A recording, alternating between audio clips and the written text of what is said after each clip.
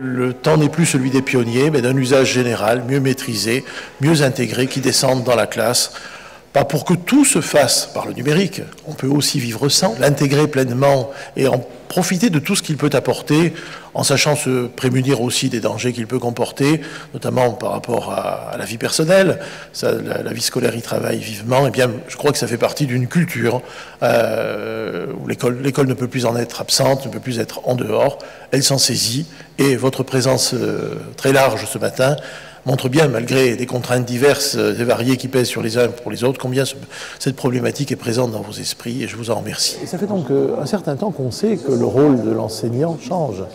En gros, qu'il n'est plus l'unique dispensateur des savoirs, mais qu'il est un médiateur, et que l'outil numérique va lui permettre, va être une aide, en tout cas, pour cette transmission nouvelle des savoirs, pour cette acquisition nouvelle par les élèves d'un certain nombre de connaissances et de compétences qui font partie des programmes, qui font partie de la vie. Le numérique suscite parfois des craintes en termes de sécurité. La sécurité des systèmes d'information est-elle assurée? La sécurité de la vie privée, la sécurité des usages finalement. Est-ce qu'il ne peut pas y avoir des dérives? D'évidence, oui. Alors les craintes qui sont exprimées par rapport à cela, quelque part, sont des problèmes de citoyens qui doivent être posés dans l'espace commun, quelque part, et pas seulement dans l'école au demeurant.